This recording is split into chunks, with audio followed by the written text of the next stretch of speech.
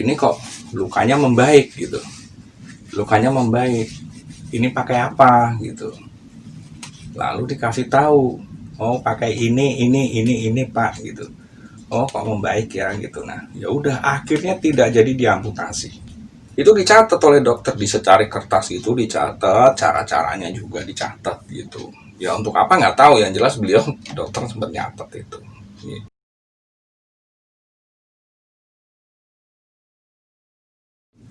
Selamat malam, assalamualaikum warahmatullahi wabarakatuh.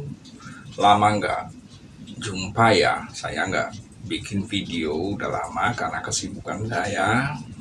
Mohon maaf sekali. Semoga kita semua tetap dalam lindungannya, diberkahi dan terhindar dari wabah yang sedang melanda negara kita. Amin. Untuk kali ini saya akan membagikan satu tips mengenai salep ya, salep koreng, untuk koreng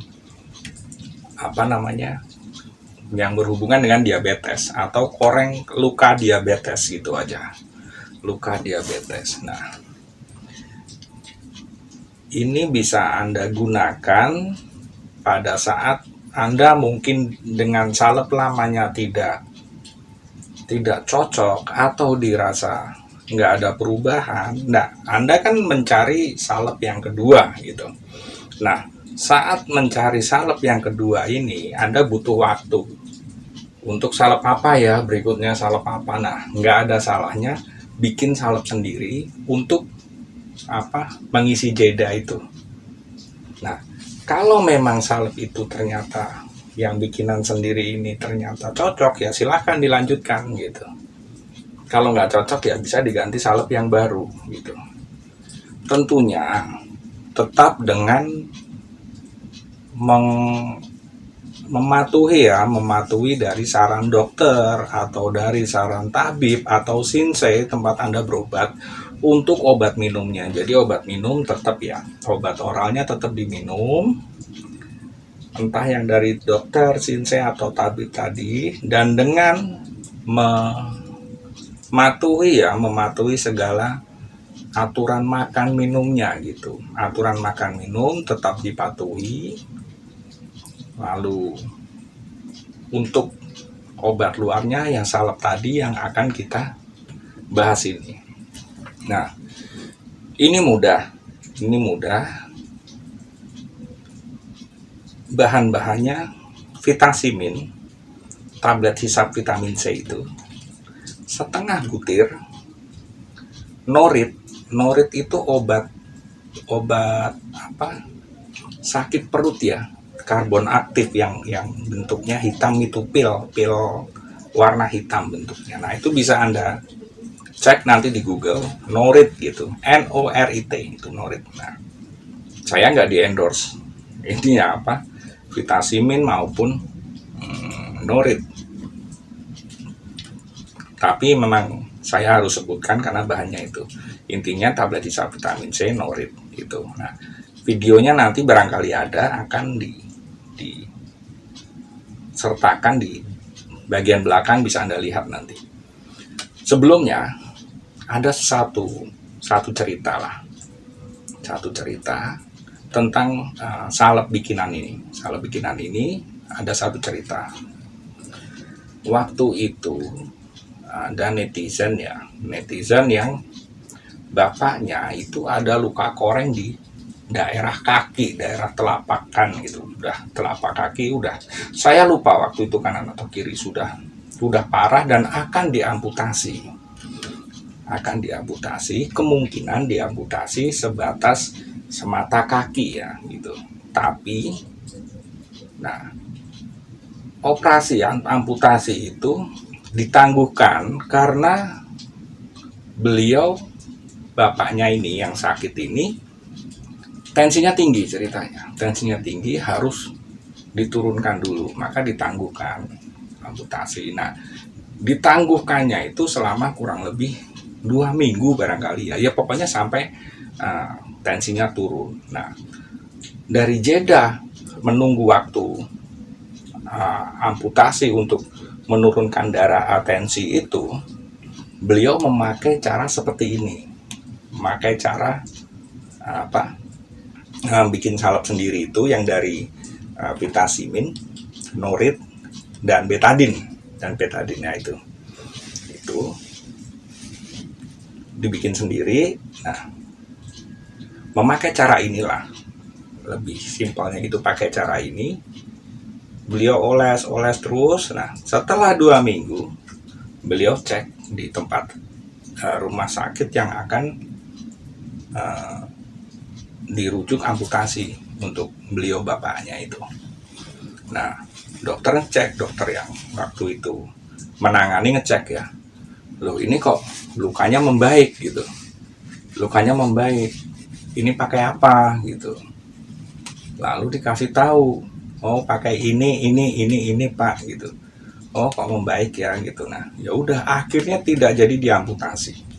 Jadi setelah dikasih tahu ke dokter, nah pakai itu tadi ya vitasimin, norit, dan betadin itu dicatat oleh dokter di secari kertas, itu dicatat, cara-caranya juga dicatat gitu. Ya untuk apa nggak tahu, yang jelas beliau dokter sempat nyatet itu gitu. Tidak ada diamputasi, yaitu karena kecuali memakai salep bikinan sendiri itu, nah bisa kemungkinan bisa jadi karena memang beliau mentaati apa obat dari dokter dan apa pola makan pola minumnya ditaati. Jadi salep ini saja tidak bisa, lalu obat oral atau obat minum saja tidak bisa tetap. Nah, ini kan salep alternatif ya, anggaplah seperti itu. Kalau Anda yakin bisa dijalanin atau sambil menunggu jeda Anda nemu salep baru yang tadinya tidak cocok yang lama, nah Anda sambil nunggu salep baru bisa pakai ini. Kalau memang dirasa ada perubahan ya dilanjutkan gitu. Dirasa dilanjutkan, nggak ada perubahan ya silahkan dilanjut. Yang jelas tetap obat minumnya dilanjut dan jaga pola makan. Caranya, jadi bahannya itu vitasimin setengah butir, norit 2 butir. Nah, itu dihancurkan, ambil seperti cawan ya, atau tatakan gelas lah, piring kecil boleh gitu. Hancurkan, sambil ditetes betadin, Anda aduk pelan-pelan, Anda aduk, jangan terlalu encer. Aduk.